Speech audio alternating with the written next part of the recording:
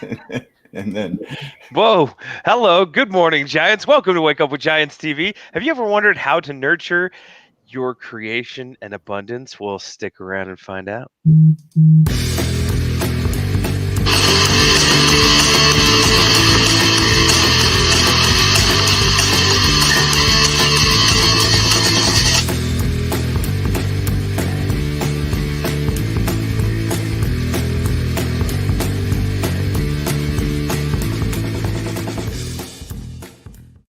Good morning, Giants. Welcome to Wake Up with Giants TV. I'm Ryan Morris, and as always, I'm here with your host, Nicholas T. Smith, and what? We got a wonderful guest. Nicole Castillo is in the house. My favorite people on the planet. Good morning, Giants. good morning. Yeah, we are waking up. I think Nick- we're going to have. Nick told me to put my shirt on earlier, and then I told him it was on. Well, I can't tell. You're lobster it's red, and your so- shirt's lobster red. I was so red and sore. I slept like an hour. It was awesome. But it was the best hour I've ever had in my life. Nicole's in the same boat. Yeah. She's just telling me her story of like not setting an alarm, but waking up every hour to check her phone and make sure she didn't sleep in. Yeah. That sounds fun. Happens to me a lot too. Yeah. But it was the best hour I could ever hope for. Congratulations. Thank you. Yeah. I made it through the whole hour. Felicidades. Thank you. Yeah. Well, good. We got a great topic today. We're going to go about 20, 30 minutes maybe on this one. So hang tight, strap in. Strap on in. Here we go. I'm glad you finished and put an N on. Yeah. Oh boy, it's going to be a good show. Mhm. Yeah, we're going to be talking about nurturing your dreams and abundance. I ordered a piece of art from a friend yesterday, actually this week, and I just got it yesterday, and it was a stone. It had a Celtic painting on it. It was beautiful, right? So when she made that rock, she sent me a letter to just said, I had this idea. I didn't know how I wanted to do it. And so I thought of all the possibilities, and then I found the one that worked for me, and then she created it. And this is all from quote unquote nothing, right? There's this idea that, there's a limitation on resources, or there's people are already doing what I'm doing, and it doesn't exist, right? And so we have this sense of I can't do it because, and we try and create from the space of why we can't. And here she was looking at it from the space of, man, what's possible? How could I do this? What would be really cool? And she created and she painted rocks. I remember my kids painting rocks and going door to door and selling them. I think my ex at the time was like, you got to go take those back. You can't just sell rocks. You got to take the money back. My daughter went and sold free Chick-fil-A ice cream coupons to the neighbor for $10. Yeah. I was pretty proud. Yeah. But the neighbor finally caught on and called me. Did you know your daughter's selling free coupons? Yeah. I was like, well, did you buy it? She said, yeah. Well, Amber said this, but you buy it? She said, yes. Oh, that's interesting. Yeah. So you could create something out of nothing, out of free. Nothing. I think that's the idea. Yeah, go ahead. I think convenience too. Whatever saves people time and money. She doesn't have to drive to Chick-fil-A. I have a 19-year-old, but he would rather pay for the coupon than have to drive there and pick it up. It's about convenience. Yeah. It's her own fault. It's convenience. I'm gonna add this in. Can you guys see that all right? Mm-hmm. Oh, I love him. Do you? Yes, he was one of the people that taught me all about abundance and creation and manifesting. I was reading a quote by Wayne Dyer earlier, and it said, I love Nicole. I wouldn't Exactly. Wayne. Don't quote me on it, but it said, quote. Yeah, quote unquote. I hope I don't butcher this. I think that was Oprah, but I mean, you can insert no feel, but whatever. Well, he says abundance is not something we acquire, it's something we tune into. What do you think as you hear that? I think abundance starts with gratitude. I think it starts coming from a space of gratitude and your mindset. I think abundance is more of a mindset than anything else. Yeah. Ryan, what do you think? Yeah, I was thinking about the perspective that you have inside of that abundance, and yeah, gratitude, definitely looking around and being grateful for the things that you have makes you more aware. We talk about consciousness a lot, and then seeing that there's more possibilities and more out there, that there's abundance, that there's more than enough, and that Yeah. you can have whatever you want, really. That it's all available. I want to play off the idea of the rock. Okay. So when she created this idea, she had an ethereal thought, like this thing that didn't exist, but she had this idea. And she took that idea and she turned it into a tangible product that then went out to the world. So the idea of abundance is not that you're creating anything. You don't create molecules, you don't create particles, you don't create materials. They exist already outside of you. And so all we're doing is we're transforming them from one form to another. Mm-hmm. So when you take the idea of abundance, it's this idea that already exists in the universe, all of it. There's nothing for you to create. You're taking these, it's like Play-Doh. Remember Play-Doh as a kid? And you could create anything from it. You'd get that block of clay and all the colors, and you're like, oh my God, I can create anything. And you would. There was no question about, well, it's a block. What am I supposed to do with a block? This is ridiculous, right? It was like, wow, look at the possibility. Mm-hmm. What comes up as you hear that? I think about just how keeping that childlike curiosity alive.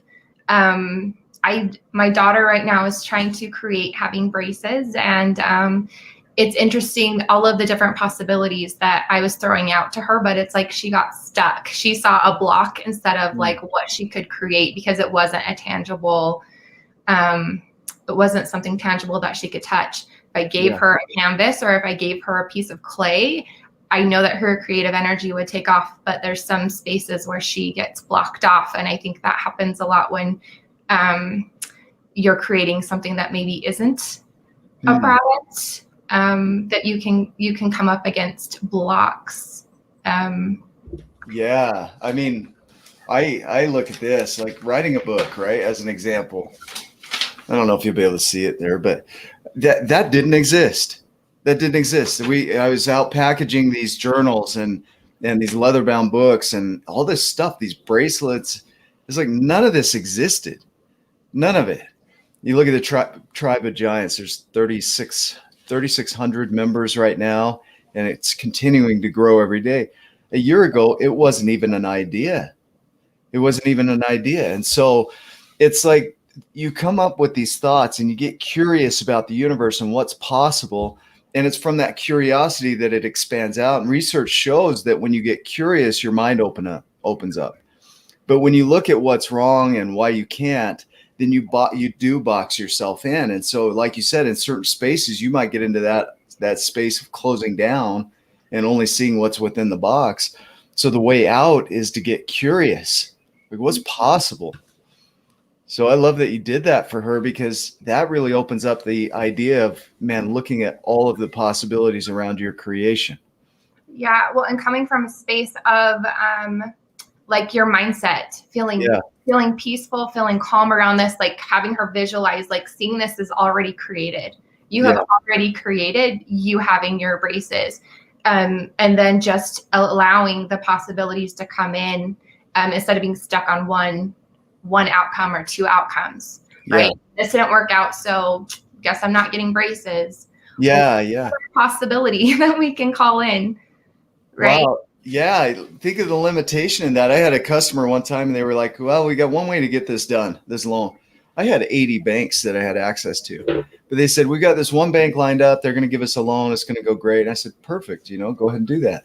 Well, that bank said no, and they killed their dream. Mm-hmm. And they came in and said, well, we can't do it. Our bank said no. I asked him, I said, look, I have 80 banks I could go to. Do you want me to try? No, ours said no. We can't get it done. If ours can't do it, nobody can do it. I mean, how often do people trade their dreams in for one possibility?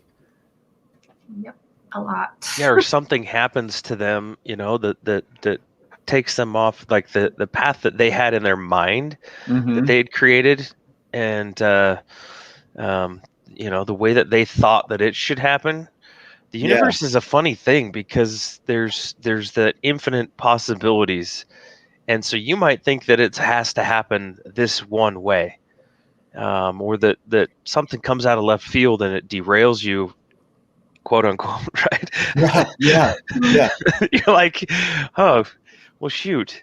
And so I guess that's not supposed to happen, or I don't know, maybe you're this isn't meant to be, you say.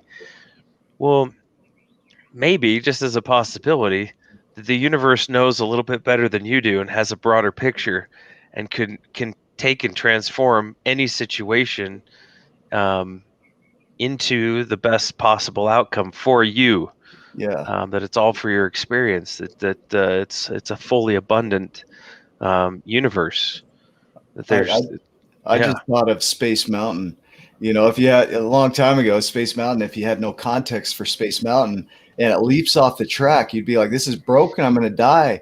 But it's designed to leap off the track. And the universe is designed to have you leap off the track that you have in mind. Your job is to hold the vision. Like you said, Nicole, it's to hold the vision, not to know the how. And so when you open up to that, there are infinite ways for you to create whatever it is you want in your life. I mean, we look at relationship, right? Somebody goes through a divorce or a breakup and they're like, oh, that was the only chance I'd ever have in my life. Well, there's 8 billion, and I'd almost swear right here, people in the world. And you're telling me that you had one shot? Like Eminem? Like you only got one shot. Yeah, that's not true. It's like we limit ourselves. And so the truth is that there is equal to or better than whatever it is that you think you lost. And going so through that in the moment can feel heavy. Yeah. But if you can step back and be conscious and aware of that fact, that truth, go back to the truths that, there's 8 billion people, or the universe. It's a lot. that's infinite, right? That's a large space. It's an infinite, yeah. And so the possibilities in that then are infinite. The outcomes are infinite. Can I read? Yeah, can I read this quote? And then Nicole, I want to hear your your thoughts. So Teal Swan she's got a great perspective. Some people don't like her, but I freaking love her. I'd give her a hug and kiss on the mouth. She is pretty hot. I agree. Yeah, so there's no such thing as a limit or a finite resource in an infinite universe. There's enough resources for everyone to experience the exact amount of abundance, happiness, love, and freedom they truly desire without ever taking away from anyone else's supply. So give yourself permission to manifest anything you desire without fear that you're subtracting from anyone else's desires. Man, what do you think as you hear that? I love it. I wish that everybody had that mindset. I just feel like if everybody had that mindset, we wouldn't be in competition with other people. We wouldn't be looking at what other people are doing. We would just know, like, I have my people that are going to feel connected to me and are going to want me to provide a service for them. And if they don't want me, it's nothing personal. It's just that person connects with someone else. Right. It's kind of a preference thing, right? Yeah. It's like vanilla or chocolate. Like, it doesn't mean that chocolate sucks, but maybe this person likes vanilla while I like chocolate. Like, some people like to drive Priuses. I mean, that's not my preference. I like a big Ford truck that guzzles the gas, and but they don't. And so, but we go around like, well, it needs to be one way, or you're eating up resources in a way. But we're also learning from this to transform into other things. There's other ways to create, but a lot of that gets held back because people do hold on to it from that fear space. Like there's a lack, there's not enough. So if we use too much over here, we're going to lose out over there.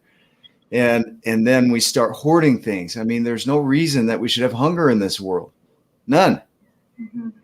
So that's one of those things where we have this ability to create anything, yet we hoard resources. We get greedy about it. It's not that there's a lack of abundance, it's that we're holding on to it. I think also inside of all that too is that once you can be aware and be made aware that there is abundance, Yeah. and as things are happening in your world, the different circumstances and the things that are going on around you, you can start looking at it from that new perspective of why is this happening for me, not to me, and less of a victim mentality and more of what can I learn, what lessons can I learn, what is this Yeah. trying to teach me in this path. What's And possible, right? Yep. That's really it. Nicole, did you have a thought there? Oh, I was just agreeing with that, right? I know that there's been times in my world where things were totally falling apart. My lease was up on my apartment. I lost my apartment. That same day, I had to send my kids to go stay with their grandparents. I lost my job that same day after I had moved them out of my apartment, and my whole world, I thought, was just falling apart. And luckily, Dr. Wayne Dyer had come from scarcity mindset to abundance mindset. And I was able to get myself out of that situation relatively quickly. But in the moment, it just felt like my whole world was falling apart when really, like, my whole world was falling together. It was like the breakdown before the breakthrough. That's perfect. Let's see. Oh man. So I'm going to pull this. So Steve Hardison, I met with Steve Hardison years ago. I put that in the new Leatherbound, the origin story, and in the journal of how the book came about. It came about from a conversation that I had. Like you were going through a hard time. I was going through a hard time. I was at a food bank. This is what I could do to afford food, was go to a food bank. I couldn't afford food. And I was sitting in the parking lot, and he called, and we had a conversation. And I remember the feeling of that conversation. I don't remember all the words, but one of the things that he said to me when I asked him a question, I said, "Can you?" And he said, "Yes." And I said, "You don't even know what I'm going to ask you. How can you say yes?" And he said, "There's nothing bigger than me or my capacity that you could ask me that I couldn't accomplish, whether by myself or with the help of others. So there's nothing outside of me that I can't accomplish." And so it became a question of whether he would. If he agreed to it, it's done. It is as good as done. But you know what we do is we say yes to things we don't have capacity for, or we say no to things we don't think we have capacity for. And so what do you think as you hear that? Oh my gosh, I think of Dr. Rachel Smart. Yeah. Her saying yes when she does not have it figured out of how she's going to do it. She just knows, like, yes, I'll take on this big scary thing. Like, that's what it brings me to her saying, I have no idea what I just said yes to, but I said yes. Yeah. That's tying into your power, right? Like of knowing who you are and what you were made for. You're made for greatness. You are a giant, right? Like, like, wow, you're a miracle. You're a walking perfect miracle. Yeah. And the capacity that's there is limitless. And so it's understanding exactly, perfectly who you are. We go through our whole lives trying to figure out all these things of who am I, what is this, what, like questioning everything. You are freaking perfect. You're amazing. Like, you have it all inside you already to do, be, or have anything you want.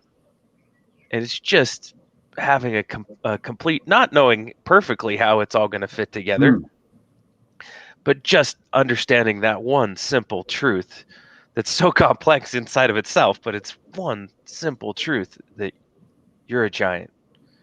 You're a perfect creation. You're a child of God. Whatever your belief is you're a walking freaking miracle. Yeah. And they step into that. Yeah. And start being from that.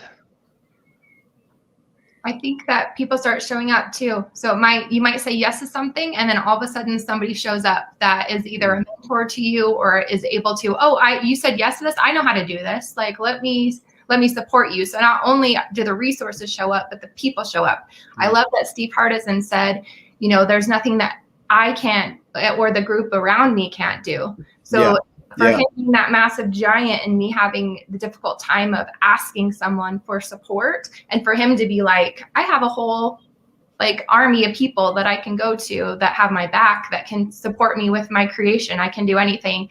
I think for me, that's a huge mind stretch of it doesn't have to be Nicole that has all the answers. People are going to show up in my universe when I say yes to something that are going to support me with getting to where I need to go. So that's part of the nurturing, is one, recognizing that there's plenty out there. There's an abundance of all of the materials and resources you need to create anything you want in your world, anything.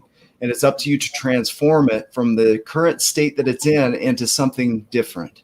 Maybe it's that state of being a thought and you convert it into a reality. The nurturing it part is recognizing that you have infinite capacity. So you have an infinite universe combined with infinite capacity. There is nothing that you can't accomplish when you choose to do it.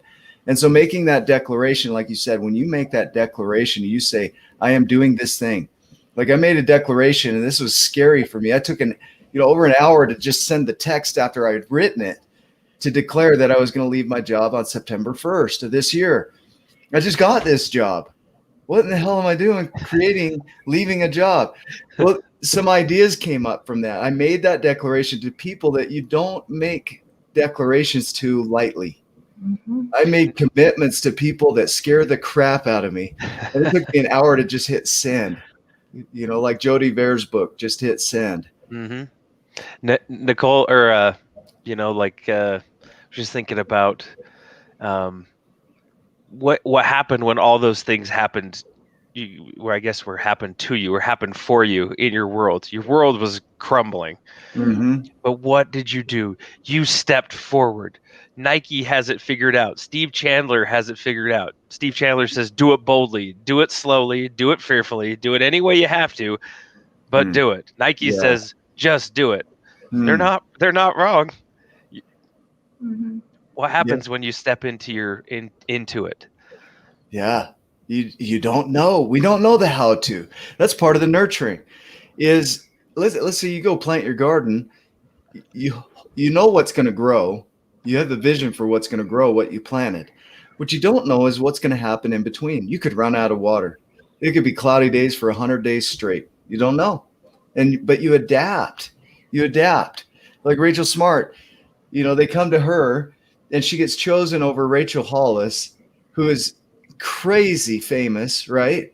And Rachel Smart is going to be crazy famous. I don't know that she wants that, but she's an incredible human. She gets chosen for this thing. And before knowing how to do it, she says yes. And then she works her way through it.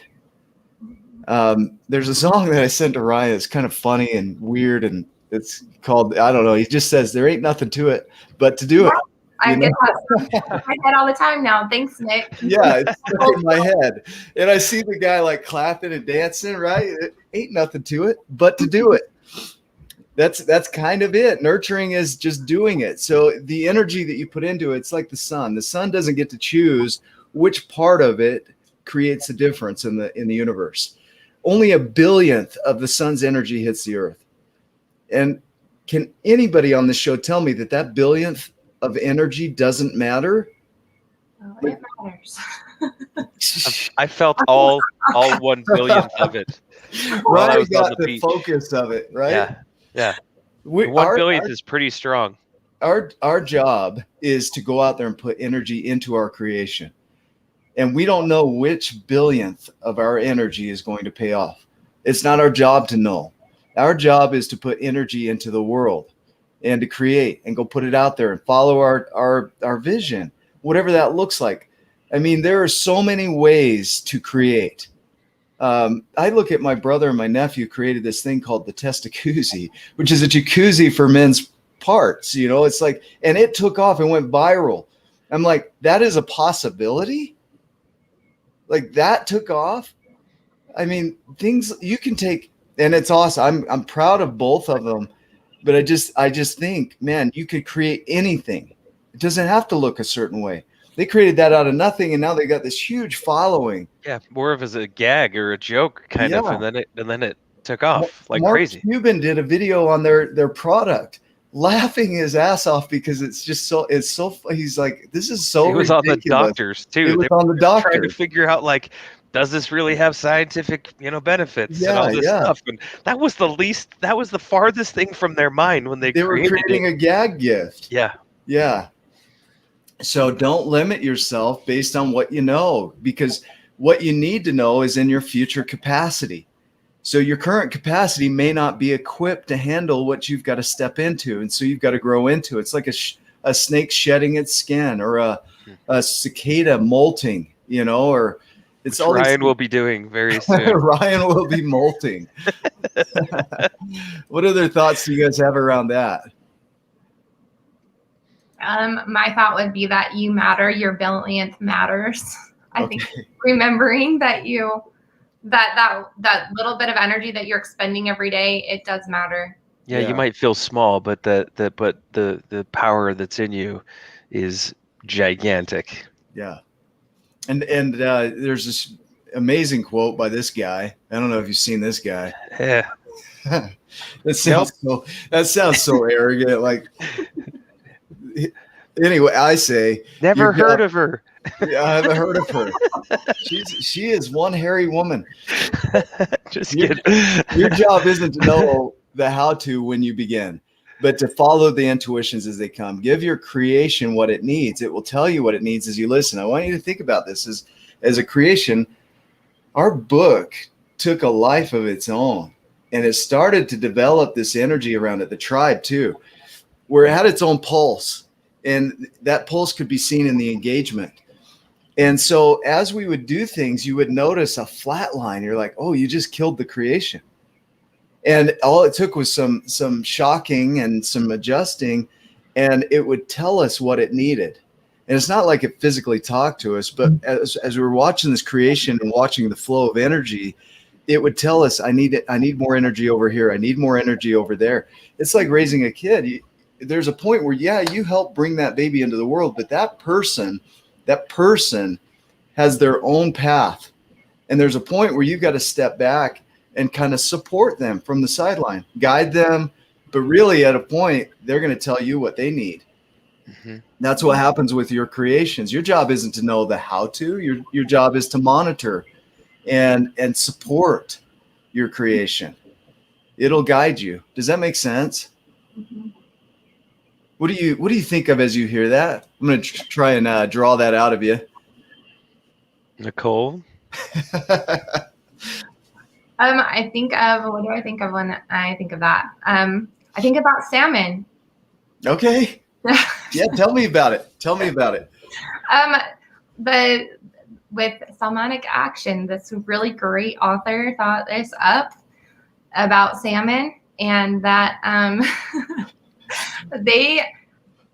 all the other fish in the river are going downstream, which is super easy to do, but the salmon just sits very still in the water. The water is going this way and the salmon's facing this way. So think of that current going, and the salmon can stand there, can swim there completely still. And then when they need to, they can move upstream going against gravity, which is pretty miraculous, to get to where they need to go. Yeah. The world is passing them by. All the craziness is just rushing. That's like the river, right? As it's just plowing past you. They'll hold and sit with the things that are going on, and then when there's the opportunity, when they're ready, they dart upstream. So notice when we launched our first Kickstarter in 2020, we launched it March 17th, and I think a day or two before we were supposed to go live, we were going to do a live event. The whole country shut down. So in a way, we saw this flood coming at us, the whole country shutting down.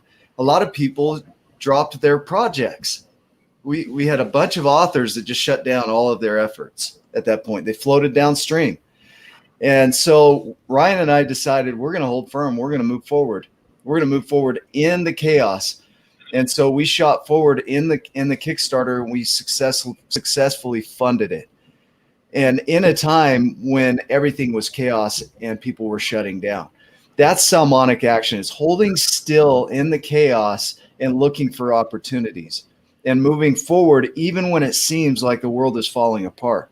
And there wasn't very many possibilities left in our Kickstarter, by the way. We sat there, we had done a ton of things to try to move this along, and then had a meeting with Jay Molesky, and he said I think he's even atheist, and he said, yeah. and I think kind of a joke, he said, pray. Yeah. You know, if When you're an religious, atheist, I think he said, if you're religious, this might be the time to pray. yeah, when an atheist tells you to pray, Yeah, you better be praying. Might be worth doing. but then what happened is then he said, do everything that you can think of. Have you done everything? Go to work. And that's what we did. We darted, and we figured out, look, we're going to just trust, and we're going to just do everything that we can do. And there was this point of a decision to make. Yeah, there's a fork in the road, right? A literal fork in the road. I almost stepped on it. Yeah, but in your life, as you're creating and you're nurturing, you're going to be watching for those 0 points. 0 point is the point of decision. Between every decision and thought, there is a 0 point every single time. So at any point, you can change direction.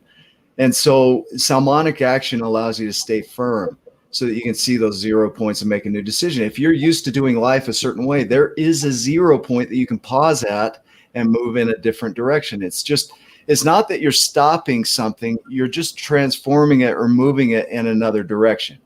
That's it. And so it's like a garden.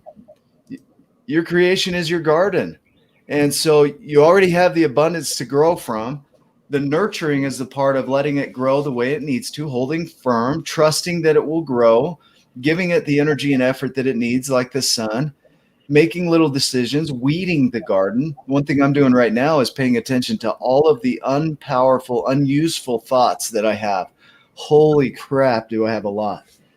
Man, I have a lot. And in realizing and bringing them to the surface, bringing the weeds to the surface, I'm noticing that I don't really want to go down that path. Like some of them are so easy to drop because of my awareness of them. It's like, wow, do I really want to operate from that space? That's the 0 point. Or do I want to act more powerfully, more usefully? Do you have some thoughts around that? I love that we have the power to choose. If a thought doesn't serve us, or a belief doesn't serve us, or a habit doesn't serve us, we have the capability to, like you said, like a snake, to shed our skin and transform. Yeah. Ryan? Yeah, I think it was interesting that I had the thought earlier of Samantha Cowan and her creations and the things that didn't exist. And then all of a sudden, boom, she commented. I was going to tag her originally, and then I got distracted by a thought and comment and didn't tag her, and then she showed up. But there's examples all over the place. If you look through history, or even just around you right now, of people doing exactly what we've been talking about, and you can watch and look and say, well, sometimes you feel like, well, who am I to do that? Well, look to your left, look to your right, because I guarantee you there's a lot of people doing this. You might feel like you're the only one that's doing this, or they're going through certain things or wanting to accomplish something, but feeling small. There's a lot of people that have done just that and stepped into it. You just start stepping on that old, Stairmaster. Just start getting on it, and boom, boom, boom. Anyway, that was my thought. We're at the current moment. Perfect. Who are you not to create it? Even better. Dr. Wayne Dyer talks about, when you pass away, you take a jacket with no pockets with you. You can't take it with you. And so, laying on your deathbed, do you want to think about all of the creations that you had that never came to life because you didn't take that step forward? Wow. Think about, I love that, because you really take nothing with you, which could have a person go into the space of, well, what's the point of it? And I had a conversation yesterday with somebody that said that it's meaningless. I don't know if I want to join a program because I'm not creating something. And the beauty of his comment is that he was creating the meaning of meaninglessness. Like, we're always creating meaning in our world. So even the idea of meaninglessness is meaning. Like, to decide that something is meaningless gives it meaning. So we can't get away from it. And so when we go out of this world, all we take with us are the experiences that we've had. And if it holds true like it did in this world, I have no memory. If there was a previous life, I have no memory of it. So intuitively or innately, you might already know these things, but not know how you know these things. And you're going to act on them, not knowing how you act on them. It's like my dog goes and chases squirrels when we go into nature. We're nowhere near squirrels. He just knows to do it.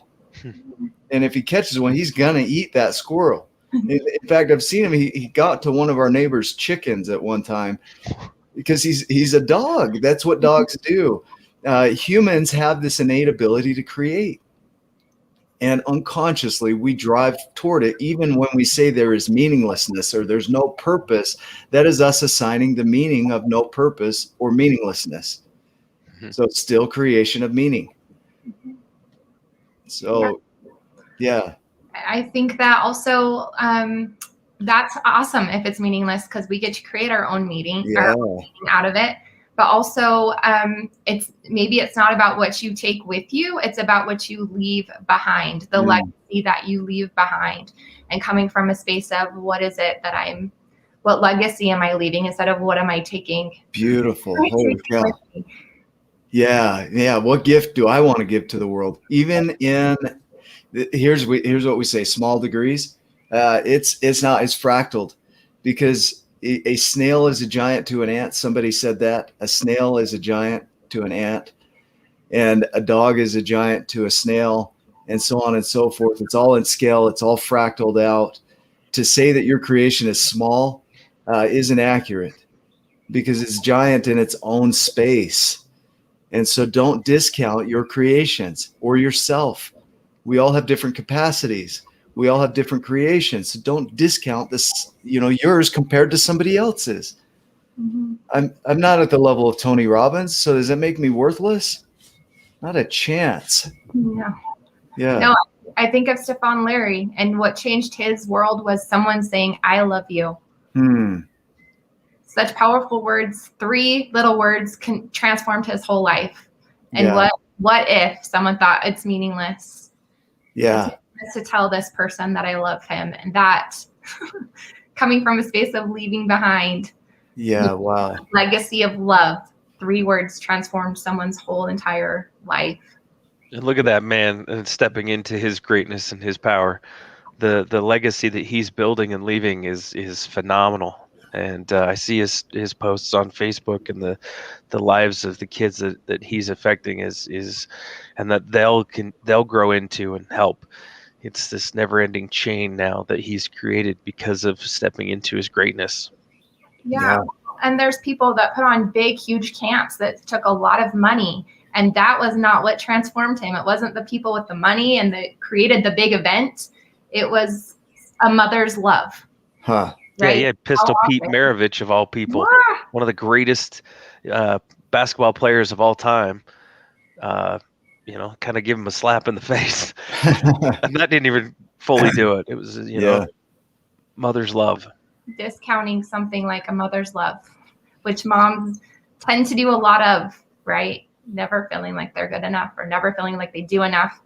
It's enough. You're enough. You are enough. Yeah. Just being you powerfully. That is what a great way to end the show. I mean, we're already 40 minutes in here. Wow, I saw that. Sorry, guys. We're working on our mastermind course that's coming up on the 28th. And if you're not a part of that, reach out to us and we'll get you information. It's only $20 to attend. And it's going to be powerful. 2 hours of all of us giants teaching this course.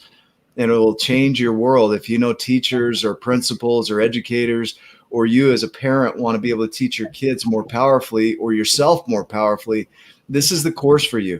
I can't believe that we're only doing it for $20. Like, it's ridiculous. So, like, come join and tell people about it if you're not already a part of it. And so, if we were to recap just this segment of it, which is going to be in that course, it's the idea that there's already more than enough of everything you want to create in the universe for you. You have infinite capacity to create any of that.